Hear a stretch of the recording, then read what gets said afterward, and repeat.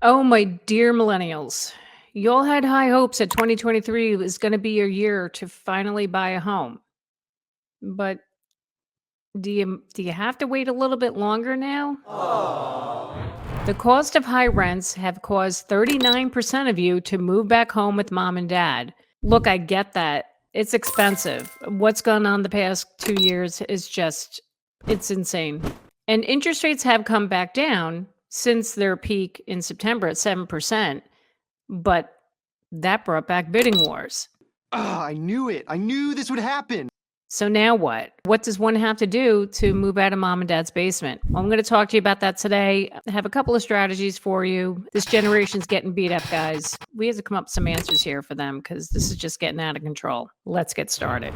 You know, I love my millennials. You guys, you have gotten a bad rap. You know, people calling you out and saying, oh, millennials this, millennials that. You know, look, you're hardworking, you're dedicated, you want to own a house. You definitely do. And the past couple of years have just, oh my God, it's been so challenging for you. And these were the years that you were entering the home buying age and you were ready to go.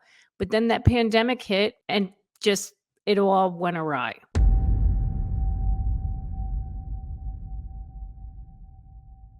A lot of millennials do have great jobs and they have a lot of money saved up, but so they're sitting on a lot of cash, so they have money to put down.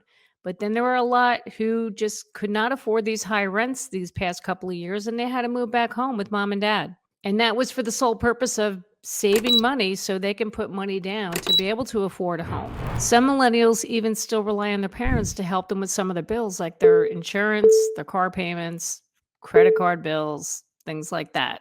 A study was done by the Federal Reserve Bank of St. Louis for household financial stability. That study found that millennials have around 35% less wealth than was predicted based on experiences of early generations when they were around the same age.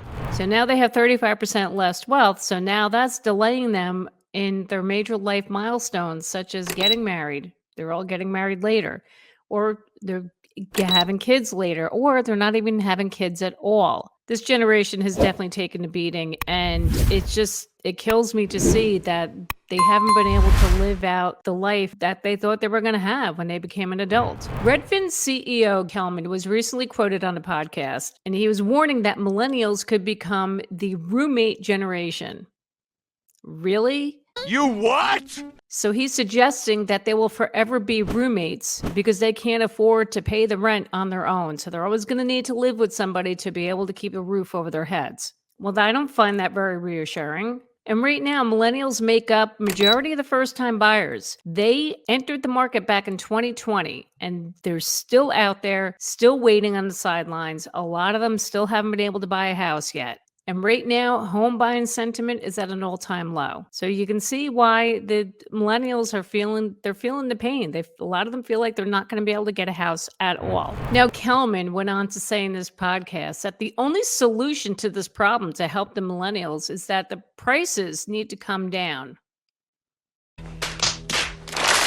No, Kelman, you think? Of course, the prices need to come down. But here's the thing. Analysts are saying that prices will probably come down 10% overall across this country. Now, some markets are more. And of course, some markets that were overinflated, yeah, we're going to see a bigger reduction in those prices. But overall, is 10% enough coupled with these interest rates? Now, yeah, okay, interest rates, they came down from their peak of 7%. We're now down into the high fives. Great. But is that going to be enough? A 10% reduction in interest rates at around 5.5%. Is that going to be an affordable number for these millennials to be able to buy a home?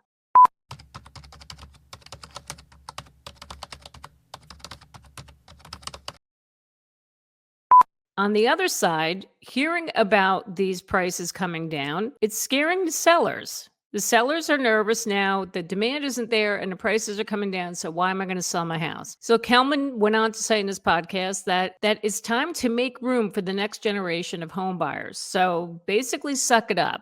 Go sell your house. Look, I understand where he's coming from. 10% doesn't seem like a lot, especially if you've lived in your house for a long time. Now, if you bought your house 40 years ago, your house has appreciated a lot in value. So yeah, you're going to make a lot of money on your house right now, even if there's a reduction in prices right now. Remember, that 10% reduction is based on from the prior year, right? From last year. Prices were through the roof since 2020. So 10%, it's not a lot. I mean, when prices came up 20% or more in some markets, 10% is really not that much. Okay, so besides what Kelman is saying here, yeah, housing prices need to come down. Okay, but let's be realistic, okay? And that's why you're here on my channel, because I'm going to be real with you. We have to find more affordable options for these millennials. So the one thing that the millennials can do to find a home is to look in the more affordable markets. It's been predicted this year that the Midwest is going to fare very well in this housing market, and it's because of their affordability. In addition to the Midwest, there are some markets in the Northeast that are going to fare pretty well also. So markets like Chicago, Indianapolis, Cleveland, Cincinnati, and Columbus, Ohio. These are really good options, really cheap areas where you can find a really affordable home. Now, most millennials are working remotely these days, so this is a really good thing to think about. You might just have to make a move to one of these Midwest markets to be able to buy a house. And it's not a terrible thing. It's not. Would you rather be paying these high rents, having a roommate for the rest of your lives, or even worse, living with mom and dad?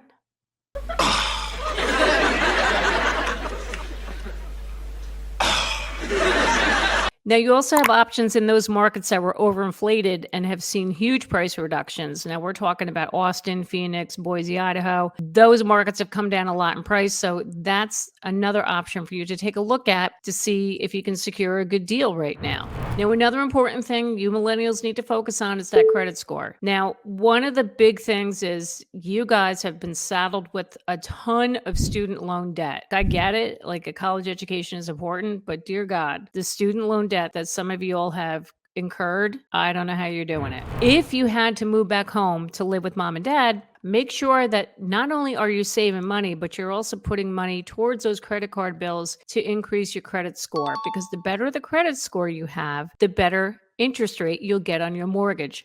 Trust me. This is so super important. And if you can also get those student loans paid down somewhat, all the better for you. So focus on that. Hey, while you're living at home, take advantage of that and get those things paid down. I get it. You had to move back home. You do what you got to do. And it's unfortunate, but it doesn't have to be forever. It doesn't. So if you really are serious about buying a house, these are some things that you can take into consideration. And trust me, I don't think mom and dad want you living there in their basement forever. At least I wouldn't. Look, I love my kids. I do.